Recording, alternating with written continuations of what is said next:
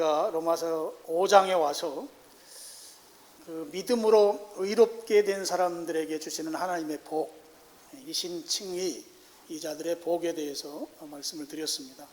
1절과 2절에서는 시간별로 과거, 현재, 미래의 그 세 차원에서 하나님께서 복을 주시는데, 과거 차원은 우리가 원래 하나님과의 관계가 원수 관계였습니다. 원수 관계라고 10절에 있거든요. 원수였는데 5장 1절에 보면 하나님과 화평을 누리자 그랬어요.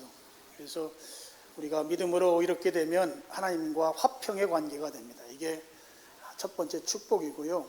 두 번째 복은 2절에 나오는 말씀이죠. 은혜에 들어감을 얻었다 이랬는데요. 이 말씀은 은혜로 산다는 말입니다. 이건 현재에 주시는 복인데요. 우리가 현재를 살아가면서 하나님의 은혜로 사는 거죠. 은혜가 아니면 한순간도 우리가 제대로 살 수가 없습니다. 그러시죠? 하나님의 은혜로 사는 이 복이 현재적 차원에서 주신 복이고요. 미래적 차원의 복도 2절 마지막에 나온 대로 하나님의 영광을 바란다 그랬어요. 하나님의 영광, 천국 영광을 소망하는, 그 소망이 실현될 것에 대해서 기대하면서 사는 것, 이게 미래적 차원의 복, 이렇게 해서 세 가지 복을 1절과 2절에서 쭉 설명을 드렸습니다. 이제 그렇게 설명이 끝나고 나서 3절에 와서 첫 번 시작하는 말이 다만 이뿐 아니라 이렇게 시작해요. 그러니까 그런 복이 있으면서 플러스 추가로 또 다른 복이 있다는 것이죠. 의롭다고 믿음으로 의롭게 된 자들에게 주시는 복이 과거, 현재, 미래의 복이 있으면서 그것뿐만 아니라 또 복이 있다. 근데 그 복이 무엇인가 하면 3절에 보면 다만 이뿐 아니라 우리가 환난 중에도 즐거워한다 이렇게 되어 있습니다. 환난 중에 즐거워하는 것이 복이라는 것이에요. 아주 굉장한 역설입니다. 여러분, 이 말씀은 우리가 환난을 당했을 때 괴로워하지 말고 슬퍼하지 말고 억울해하지 말고 잘 이겨내라, 뭐 이런 차원에서 지금 하는 말씀이 아니에요. 지금 여기에 환난 중에 즐거워하라는 말씀은 환난을 환난으로 보지 말고 환난을 복으로 보라는 것입니다. 환난을 복으로 받아들이라는 것이에요. 환난이 복이기 때문에 환난이 오면 환난을 복으로 우리가 생각하면 당연히 환난을 즐거워하게 된다고 하는 것이죠. 이것이 믿음으로 의롭게 된 자들에게 주시는 추가 보너스 복이라 하는 것이죠. 여러분, 우리가 어떻게 환난을 반가워하고 또 환난을 즐거워할 수 있겠습니까? 이건 말이 안 된다. 이런 어떻게 환난 상황에서 즐거워해? 어떻게 기뻐할 수 있어? 우리 그렇게 반문할 수 있을 거예요. 근데 우리 성경에 보면 환난 중에 기뻐했던 사람들, 환난 중에 즐거워했던 사람들의 사례가 여러 케이스들이 나옵니다. 구약에서 우리 대표적으로 요셉이라고 하는 인물을 생각할 수 있어요. 요셉이, 아버지가 요셉을 좀 편애하셨어요. 자식은 당시에 11명이었는데 그 마지막으로 태어난 이 요셉을 아버지 야곱이 너무 편애하다 보니까 형제들이 미워한 거예요. 형제들은 어머니가 다른 형제들입니다. 그래서 어떻게 했는가 하면 이 막내 동생을 아버지와 같이 살지 못하더라. 팔았어요. 돈 받고 팔았다는 것은 노예가 됐다는 말입니다. 근데 그것도 저 애굽에 팔았습니다. 애굽에 가서 요셉은 아주 죽을 고생을 하죠. 감옥에도 갇히고 뭐 위기 상황들이 한두 번 겪었던 게 아니죠. 그런데 그런 우여곡절을 겪고 그는 애굽의 2인자의 자리에까지 올라갑니다. 그런데 가뭄이 들었어요. 형들이 쌀 사러 애굽으로 왔어요. 애굽으로 왔다가 보니까 동생이잖아요. 이제 꼼짝없이 우리는 죽었다. 저렇게 큰 권력자가 된 동생이 우리를 가만두겠는가. 그런데 그때 요셉이 아주 멋진 말을 하죠. 하나님이 뜻이 계셔서 우리 형들을, 우리 가족들을 살리려고 나를 먼저 애굽에 보냈다, 이렇게 말해요. 이렇게 말할 수 있는 것은 환난을 복으로 생각하지 않으면 이렇게 말할 수 없죠. 그런 케이스들이 성경에 많이 있습니다. 우리 신약 성경에도 예수님의 제자들이 또 그런 태도를 보여요. 사도행전 5장 40절 41절 말씀입니다. 여기 같이 한번 읽겠습니다. 시작. 그들이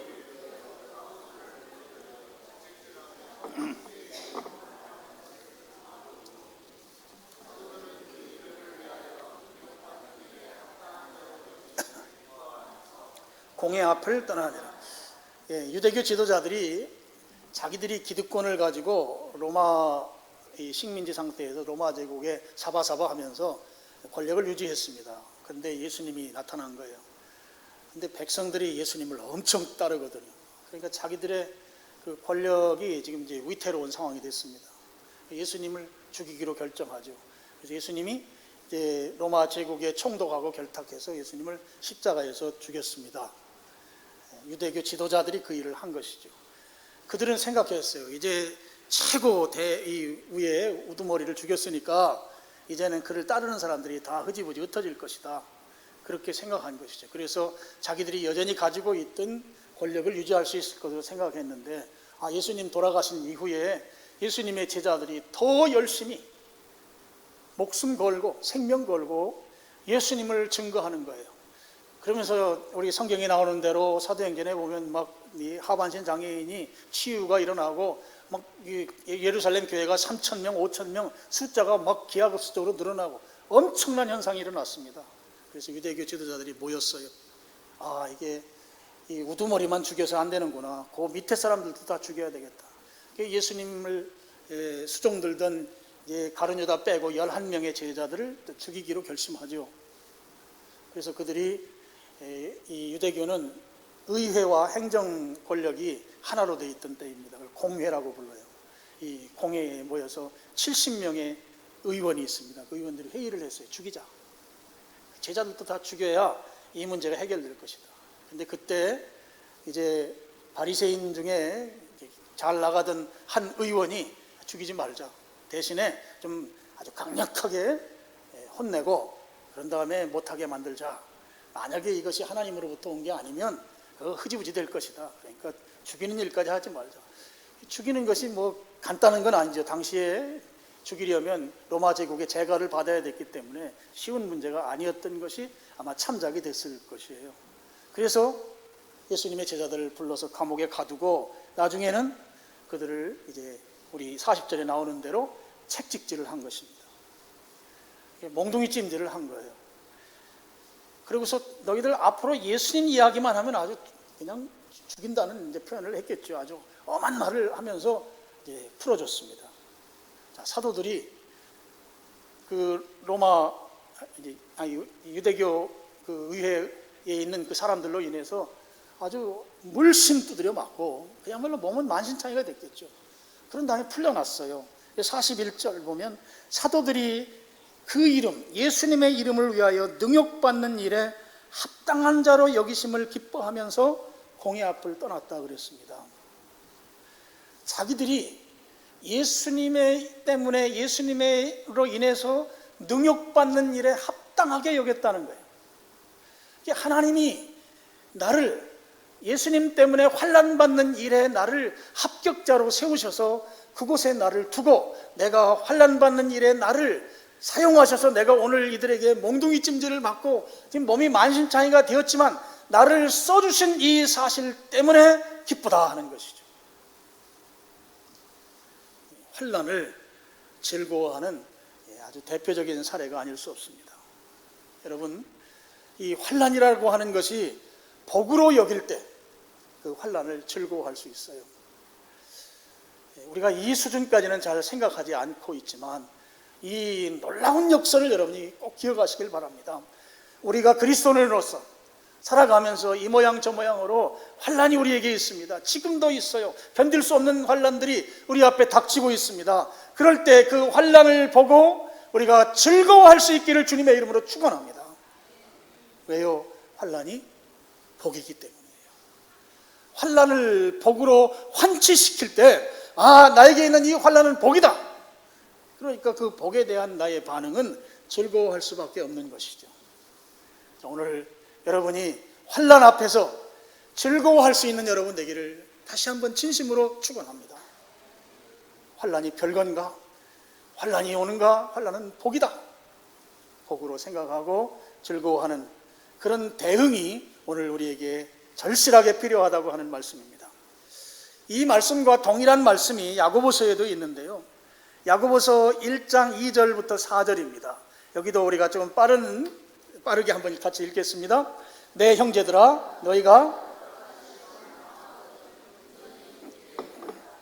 이는 너희 믿음의 시련이 연단을 만들어 알미라. 인내를 온전히 이루라. 너희를 온전하고 구비하여 조금도 부족함이 없게 하려 함이라. 이 로마서 말씀을 조금 풀어서 설명하고 있죠. 자, 지금 야고보서에서는 우리에게 환난이 있어요. 역시 기쁘게 여기라 그랬어요. 기쁘게 여기는 것과 즐겁게 여기는 것은 의미가 같습니다. 근데 그 기쁘게 여기고 즐겁게 여겨야 될 이유가 여기에 설명되고 있어요. 1장 4절입니다. 4절에 보면 인내를 온전히 이루라. 이는 너희로 온전하고 구비하여 조금도 부족함이 없게 하려는 것이다 하는 거예요. 온전한 그리스도인 만들기 위해서, 부족함이 없는 그리스도인 만들기 위해서 우리에게 환난이 있다 하는 것입니다. 그래서 그 환난의 때에 우리는 어떻게 해야 되는가? 인내해야 한다 하는 것이에요. 인내해야만 우리는 부족함이 없는 그리스도인, 온전해서 잘 구비된, 잘 갖춰진 그런 그리스도인이 된다고 하는 것이죠. 그런데 여러분, 우리는 그렇게 우리가 생각했던 만큼 인내심이 강하지 못해요. 그래서 우리는 어떤 환난이 왔을 때 그 상황 속에서 인내심이 약하기 때문에 그 상황에서 낙심하고 좌절하고 또 포기하고, 내가 신앙생활을 이렇게 오래 했는데 이게 믿어도 별 볼 일 없구나 하고 신앙으로부터 떨어져 나가고 뭐 이렇게 하려고 하는 그런 이 행태가 이 환난 때에 우리들이 보여주는 모습이다 하는 것이죠. 우리는 생각만큼 인내심이 강하지 못합니다. 그래서 환난이 올 때에 우리들로 하여금 인내할 수 있도록 도우시는 주님의 은혜가 있습니다. 그리고 이 은혜가 절실하게 필요한 것이 또한 우리들인 것이죠. 여러분, 환난 상황에서 우리는 인내해야 합니다. 인내해야 성숙한 그리스도인, 온전한 그리스도인이 되거든요. 그러면 이 인내를 통해서 성숙한 그리스도인으로 나아가려고 할 때, 근데 이 인내가 우리의 실력으로만은 안 된단 말이죠. 하나님께서 도와주셔야 돼요. 하나님의 은혜가 필요하다는 것입니다. 여러분, 이 환난과 인내의 과정을, 이 관계를, 출애굽의 그 여정을 좀 생각해 보면 우리가 보다 쉽게 이해할 수가 있습니다. 자, 이스라엘 민족이 애굽에서 노예로 살다가 탈출해 나와서 바로 가나안 땅에 들어간 게 아니고 광야에서 40년을 살았어요. 이 광야 생활은 그야말로 고난의 생활이고 오늘 성경식으로 빼는 환난의 생활입니다. 거기는 밤이면 춥고 낮이면 덥고, 그리고 뭐 풀 한 폭이 없고, 가끔 가다 있는 것은 뭐 가시덤불이나 있고 떨기나무 다 말라빠진 거나 있고, 바위산이고 뭐 황토, 또 이 모래가 흩날리는 그런 모래사장입니다. 그곳에서 40년을 산다고 하는 것은 고난과 환난의 여정이 아닐 수가 없는 것이죠. 가나안 땅까지 들어가려면 하나님이 바로 들여보내줬으면 좋겠는데, 그 과정에 그들이 우리가 잘 아는 대로 실수하면서 40년을 훈련받잖아요. 이때 절실하게 필요한 것이 인내입니다. 40년을 참아야 한단 말이죠. 인내해야 한단 말이죠. 그래야 가나안 땅에 들어갑니다. 그런데 이스라엘 민족이 그렇게 우리가 생각하는 것만큼 인내심이 강했느냐? 결코 그렇지 않았죠. 우리가 그 내용을 압니다만, 가끔 가다가 모세를 향해서 조금 불편하면 달려와가지고 따지고 대듭니다. 왜 우리로 하여금 광야에서 객사하게 만들었냐고, 왜 이 광야에서 죽게 만들었냐고 막 따지고 분란을 일으키고 어렵게 만들고 소동이 일어나고 그런 장면들이 있어요. 그리고 하나님께만 예배해야 되는 그들이 중간에 또 타락을 해가지고 이스라엘 애굽에서 섬기던 아피스 신상과 똑같은 금송아지를 가지고 만들어서 그걸 하나님이라고 섬기는 우상 숭배하는 일들도 서슴없이 벌였던 것이 그들이었습니다. 또 아론이 제사장으로서 제사를 총괄하니까 다른 레위지파 사람들이 왜 아론만 그거 해야 하냐고, 우리도 해야 된다고 하면서 막 달려들어가지고 따지고 했던 것들도 한두 번이 아니에요. 그런 일들이 있었습니다. 또 만나가 얼마나 좋은 식품이었습니까? 근데 고기 먹고 싶다고 또 항의하니까 하나님께서 또 메추라기 떼를 또 그들에게 주셔서 또 단백질 섭취하게 또 만들어 주시기도 하고, 어쨌든 그들의 인내심이라고 하는 것이 그렇게 단단한 생각만큼 큰 인내심이 아니었다고 하는 것이죠. 이 인내심이 약하지만 이 인내를 온전히 이루기 위해서는 하나님께서 은혜로 우리를 돌보아 주셔야 한다 하는 것이에요. 하나님의 도우시는 은혜가 절대적으로 필요하다고 하는 것이죠. 이스라엘 민족이 광야를 지날 때 인내심이 바닥을 드러냈을 때 하나님께서 그들에게 주신 음식은 만나입니다. 여러분, 만나는 제가 믿기에 지상에 있는 최고의 건강식이에요. 성경에 만나 먹고 배탈 났다고 기록된 경우 한 번도 없습니다. 만나 먹고 병 걸렸다고 기록된 거 한 번도 없어요. 또 만나를 먹고 그들이 자녀를 출산하지 못한다든지, 또는 만나 먹고 비만 때문에 고생한다든지 이런 거 한마디도 나오지 않아요. 그야말로 최고의 건강식품을 40년 동안 하나님께서 그들에게 제공했어요. 은혜죠. 인내할 수 있도록 먹을거리에 관해서만큼은 걱정하지 않도록 만들어 주셨던 것이죠. 그리고 제가 이집트에도 가고 그 모세가 쭉 여정을 밟았다고 하는 그 땅을 제가 쭉 이렇게 여행을 한 적이 있거든요. 요르단에 가가지고 모래사장 있는 그곳에서 하룻밤을 제가 잤어요. 자는데 밤이 되니까 너무너무 추운 거예요. 낮엔 더운데 밤엔 춥고 또 모래바람이 불더라고요. 그래서 이 호흡하는 이 코 밑에가 그 아주 가는 모래들이 이렇게 호흡한 것 때문에 이게 많이 붙어 있었어요. 너무 춥고. 근데 우리 손난로 우리 성도님들이 많이 주셔가지고 그 바닥에 다 깔고 위에도 다 덮고 그러고 잤어요. 그거 없었으면 잠을, 너무 추워서 잠을 잘 수가 없는데, 그때 제가 생각이 들더라고요. 하나님께서 왜 밤에 이스라엘 민족을 불기둥으로 인도했을까? 캄캄해서 어둡기 때문에 불을 밝혀준 것일까? 저는 광야에서 하룻밤을 자면서, 그래, 이렇게 추운데 오늘날 저는 오리털 잠바를 입고 갔는데도 추운데 말이죠. 그때 무슨 그런 옷이 있어요? 단벌 신사들이지. 속옷도 입지 않을 때니까. 그런 추위 속에서 하나님이 구름 기둥을 그들로 하여금 지켜주지 않았으면 그들이 어떻게 광야 40년을 살 수 있겠는가? 여러분, 우리는 인내심이 약해요. 환난이 왔을 때 그 환난을 이겨낼 만한 힘이 미약하다고요. 그래서 하나님께서는 그것을 다 아시고 우리로 하여금 충분히 인내할 수 있도록 우리를 도우시고 인도하신다는 것입니다. 그 은혜가 있다는 사실을 여러분 믿으시기를 축원합니다. 우리들도 마찬가지예요. 환난의 때에 충분히 인내할 수 있도록 우리에게 고린도전서 10장 13절에 보면 피할 길을 주신다는 거예요. 감당 못하면 다른 길로 갈 수 있도록 하나님 만들어 주신다는 것입니다. 이 방법으로 안 될 것 같으면 그 방법 말고 하나님이 제시하는 또 다른 방법이 있다고 하는 것을 알려주심으로 그 문제를 해결하게 하신다는 것이죠. 이게 하나님이 주시는, 인내심 약한 우리들에게 주시는 축복입니다. 그리고 금방 죽을 것 같고 금방 안 될 것 같고 금방 어떻게 될 것 같은데 하나님이 그때그때마다 우리의 필요를 공급해 주세요. 그래서 오늘 여기에 여러분 다 앉아 계시잖아요. 하나님이 그때그때 우리를 인도하시지 않았으면 여기 와서 우리 예배 못 드립니다. 주님이 인도하시는 거예요.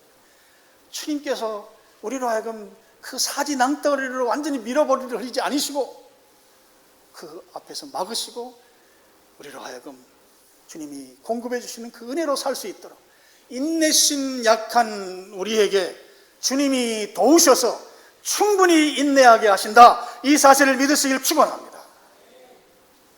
자, 그러면 우리가 인내를 온전히 이루게 되면 우리에게 어떤 결과가 오는가? 로마서 5장 4절을 보시죠. 인내는 연단을 그랬습니다. 자, 인내를 온전히 이루면 연단된다는 것이에요. 자, 이 연단이 뭐냐? 연단이란 말에 그냥 우리 국어사전으로 보면 대장장이가 대장간에서 쇠를 이제 불에 달궈 가지고 그 해머로 막 두드리면 이 쇠가 굉장히 단단해지잖아요. 바로 그 두드려서 단단해지게 만드는 걸 연단이라고 말합니다. 여기 연단은 자, 환난이 왔습니다. 자, 인내해요. 그러면 그 결과가 단단해진다는 것이죠. 그 과정을 거친 사람은 단단해진다는 것이에요. 이 단단해진다는 것을 야고보서에서는 어떻게 말씀하는가? 다시 야고보서 1장 4절 말씀을 보시죠. 같이 읽겠습니다. 시작.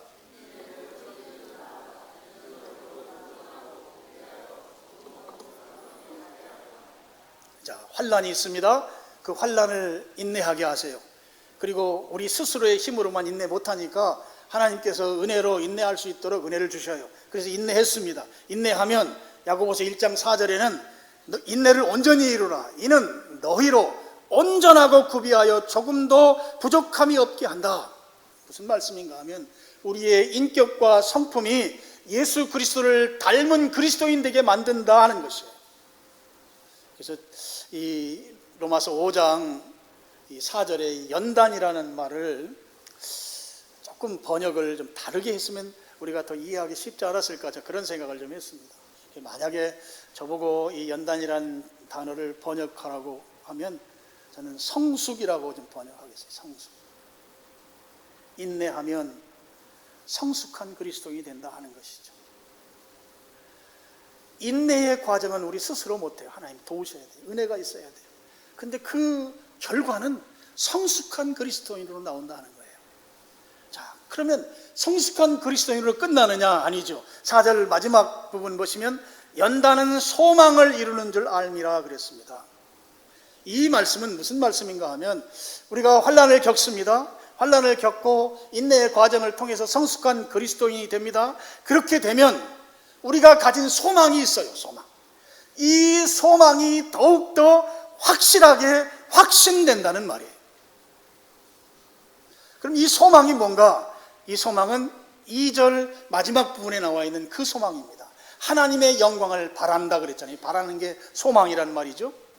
하나님의 영광을 바라는 소망이 환난을 겪고 난 이후에 우리의 믿음이 더 성숙해지면 그게 더 확신에 차게 된다 하는 거예요. 이 소망은 어떤 소망인가 하면 하나님의 영광은 제가 지난번에 말씀드렸어요. 바로 예수님의 영광이 곧 내 영광이 되는 그 영광을 말하는 것이죠. 자, 빌립보서 3장 21절입니다. 여기도 우리 같이 한번 읽겠습니다. 시작.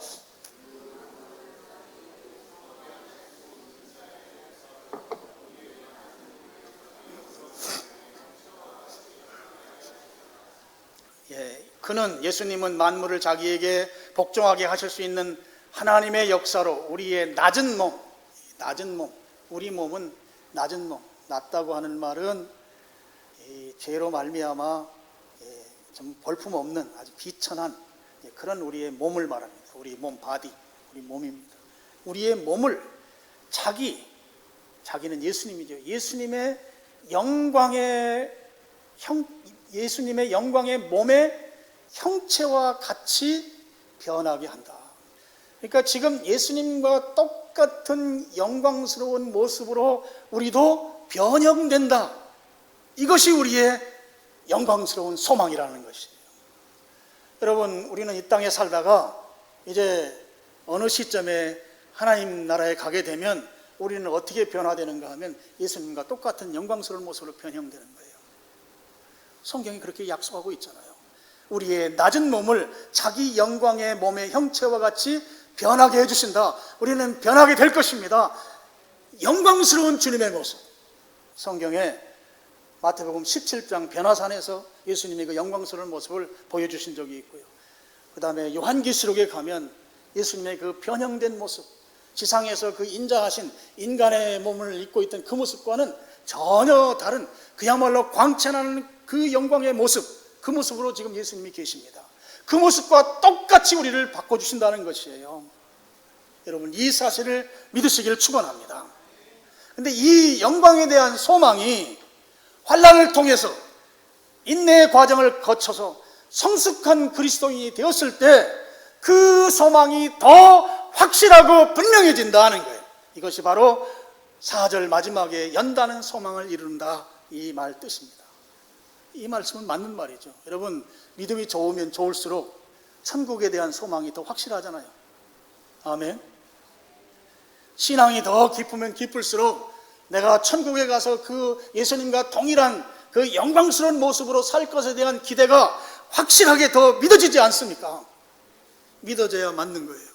오늘 성경의 가르침대로라고 하면 우리는 그 결론으로 이어져야 하는 것입니다. 사도행전 7장에 보면 교회 시대의 최초의 순교자가 나오죠. 스데반입니다. 여러분, 스데반이 순교할 때 그 순교하게 만들었던 결정적 동기가 무엇일까? 저는 사도행전 7장 55절을 통해서 이게 결정적이라고 저는 보고 있습니다. 우리 같이 읽겠습니다. 스데반이 성령 충만하여 하늘을 우러러 주목하여 하나님의 영광과 및 예수께서 하나님 우편에 서신 것을 보고 그랬습니다. 스데반이 지금 순교하기 직전 상황이거든요. 하나님의 영광, 하늘을 보니까 하나님의 영광스러운 모습으로 계세요. 그리고 그 옆에 예수님 계세요. 예수님도 당연히 영광스러운 모습이에요. 영광스러운 광채의 모습으로 계십니다.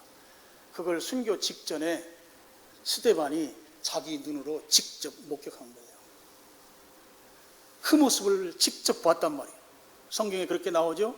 하나님 우편에 서신 것을 보고 그랬어요. 보고 직접 눈으로 봤어요. 순교하기 직전에. 자, 저 영광스러운, 우리 지상에서 우리가 갖고 있는 상상력, 지식, 모든 걸 다 동원해도 하나님의 영광스러운 모습을 우리가 형언할 수가 없어요.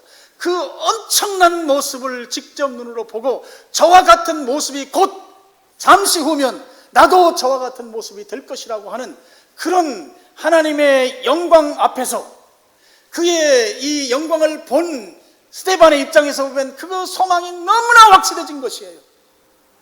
죽음을 충분히 건너뛸 만큼, 순교를 능히 기쁘게 감당할 만큼 하나님의 영광은 압도하는 영광이었다 하는 것이죠. 그렇기 때문에 그는 기꺼이 순교할 수 있었다 하는 것이죠. 스데반이 어느 정도로 그 영광에 압도되었는가? 자기를 죽이려고 돌을 들고 모여든 군중들이 있습니다. 유대인들의 그 사형법은 공동체가 돌로 쳐서 죽여요. 그들은 그 공동체를 굉장히 귀하게 여기거든요. 그래서 죽일 때도 같이 모여서 돌로 쳐 죽이고, 그냥 뭐 칼로 또는 뭐 로마식으로 하면 단두대하고 이 교수형이나 아니면 이 절두형이나 뭐 이런 걸 하지 않습니다. 다 돌로만 해요. 공동체성 때문에 그럽니다. 돌로 쳐 죽이려고 사람들이 몰려들었는데 그들을 위해 기도하잖아요. 하나님, 저들이 죄를 저들에게 돌리지 마세요. 그렇게 기도하면서 순교했어요. 여러분, 자기를 향해서 죽이려고 달려드는 그 사람들을 향해서 저들이 지금 저지르는 저 죄의 결과를 저들에게 돌리지 말라고, 저들에게 그 죄를 묻지 말라고 기도하면서 순교할 수 있는 그 힘이, 그 능력이 어디에서 나오는가? 이 하늘의 영광에 압도당했다는 거죠. 순교가 아무것도 아닌 경지에까지 이르게 되는 것이에요. 그래서 저는 이 스데반이야말로 환난 중에 즐거워한 성도의 모습에 그 상위, 아주 탑 클래스에 있는 인물이라고 저는 보고 있습니다. 자, 여러분, 우리는 우리에게 환난이 오면 처음에는 걱정하고 불안해하고 두려움도 생기고 그렇습니다. 성경에도 그거 나와요. 예수님 믿는 사람도 환난이 오면 처음엔 걱정 좀 한다, 두려워할 수도 있다, 불안하다. 하지만 그거는 얼마 지나지 않아서 환난에 대해서 우리가 담대하게 대처하고 대응할 수 있는 믿음이 그렇게 그 환난을 충분히 이겨낼 수 있도록 만들어준다. 여러분, 이것이 가능한 것은 우리에게 성숙한 신앙이 있을 때 가능하다. 환난의 과정을 인내하는데, 인내는 우리 스스로의 힘만으로는 불가능해요. 그래서 주님이 은혜를 주셔야 인내할 수 있어요. 그래서 인내했더니 믿음이 좋아진 거예요. 성숙해진 거예요. 신앙이 좋은 사람으로 바뀌는 거예요. 그 신앙이 좋으면 좋을수록 천국 영광 소망이 더 확실해지는 거예요. 더 분명해진다 하는 것이죠. 더 분명해지니까 그 사람에게 환난이 왔을 때 이제는 환난이 아닌 것이죠. 환난은 소망이 더 분명해지게 만드는 축복으로 그들에게 다가오는 것이 아니겠습니까? 오늘 말씀의 결론입니다. 여러분, 환난이 닥쳤을 때 그 환난 앞에서 내가 교회에 오래 다녔는데 왜 이렇게 자꾸 힘들 일만 생기는가? 신앙 이거 별거 아닌가 보다. 그러면서 신앙으로부터 멀어지는 이런 행동은 절대 하시면 안 됩니다. 환난이 닥쳤을 때 주님의 은혜를 구하세요. 인내할 힘이 나에겐 부족하기 때문에 주님 은혜를 주셔서 피할 길도 주시고 새로운 대안도 주시고 또 이 문제를 해결할 수 있는 사람을 만나게 해주시고, 그렇게 은혜를 구하시면 하나님은 구하는 자에게 좋은 것을 주시겠다고 수도 없이 약속하신 분이시기 때문에 우리를 그 인내할 수 있는 에너지, 힘, 능력을 우리에게 주신다 하는 것이에요. 신앙의 길에서 멀어지지 않는 여러분 되기를 축복합니다. 그래서 오히려 환난은 뭐다? 환난은 복이다. 환난은 복이다. 나를 성숙하게 만들고 환난 상황에서 인내하면서 우리 주님을 경험하는 거예요. 은혜로 나를 돕잖아요. 돕는 주님을 경험하니 그게 얼마나 감사하고 이게 복이 아닐 수 있겠어요.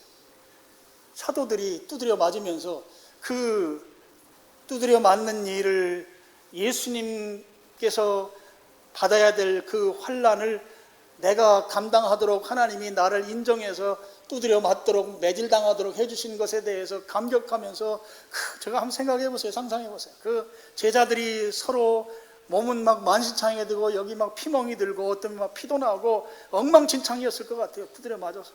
그런데 서로 어깨동무하고 얼싸안고 하나님이 우리를 써주셔서 감사합니다. 이 환난에 우리를 합격자로 여기시고 써주신 게 얼마나 감사합니다. 그러면서 기뻐했다는 거 아니에요. 환난은 복입니다.